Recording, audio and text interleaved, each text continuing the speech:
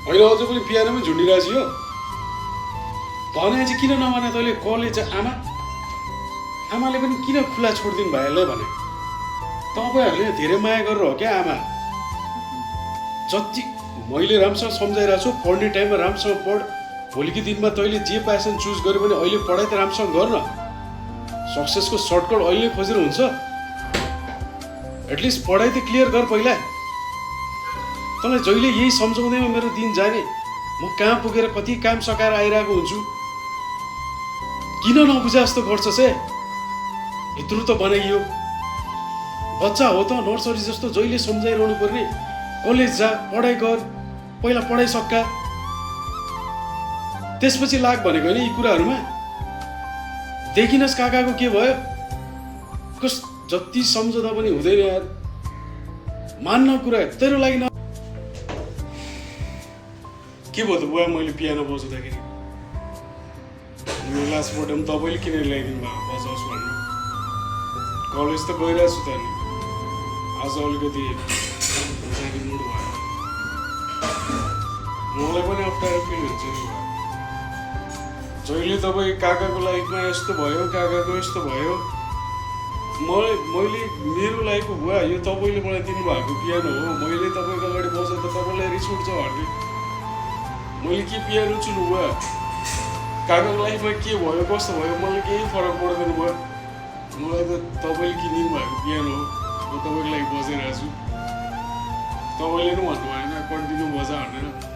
अहिले म म्युजिकमा लाग्दाखेरि चाहिँ तपाईँलाई यस्तो हुन्छ म सधैँ चुप लाग्नु कारण यो होइन कि तपाईँले मलाई गाली गर्नु तपाईँ मसँग नराम्रोसँग बोल्नु भयो क्या बुवा त्यो कारणले चाहिँ अब तँलाई सम्झाउन मात्र पो खोजा त मैले मेरो बोली नै यस्तै हो कमजोर भएर बोल्दाखेरि कस्तो भएको थियो के भएको थियो छोड्दै तेरो आफ्नो टाइम आएपछि आफै बुझ्छस् तँलाई रोउनु खोज्नु मेरो पनि त चाहना होइन छोरो होस् त भइगयो अब छोडिदिए सही चाहिँ कलेजमा त्यत्रो पैसा तिरेछ त कलेज गए भएपछि उनीहरूले स्यालेरी पाइरहेको हुन्छ तपाईँ कलेज गइनस् भने चाहिँ अब उनीहरूले त्यसै पनि मैले पैसा तिर्न परिरहेको हुन्छ यति पो भने मेरो आफ्नै भाइको पहिला गिटार भनेर हिँड्यो त्यसपछि फेरि तबला बजाउँछु भन्यो त्यसपछि फेरि क्याजनतिर लाग्यो फेरि सितार बजाउँछु भन्यो कति ठाउँ गयो लास्ट आएर न केही भयो त्यस्तै नहोस् भनेर पो तँलाई मैले अलिअलि डज हानिरहेको त यसमा अब पाउँछ रिसाउनु पर्छ त तैँले मलाई पनि थाहा छ बुवा त्यस्तो त होइन बुझ्छु नि म पनि बुवा त्यो आज क्लासमा त्यो साथीले नजाने भन्ने कुरा गऱ्यो अनि पानी पनि परिरहेको थियो त्यही भएर बाइक चलाउनु गाह्रो हुन्छ भन्ने मात्रै हो त्यस्तो होइन बुवा मलाई थाहा छ नि बुवा हजुरको मैले पनि बुझेको छु म त्यस्तो म्युजिक फिल्डमा लागेर आफूलाई कुलतमा लागेर त्यस्तो गर्दिनँ क्या बुवा अरू जस्तो हुँदिनँ क्या बुवा हजुरले नै मलाई सिकाउनु भएको होइन एकै ठाउँमा खनिरह्यो भने अवश्य पानी आउँछ भनेर म त्यही नै फलो गरिरहेको छु क्या बुवा मेरो फोकस पियानोमा छ म गर्दैछु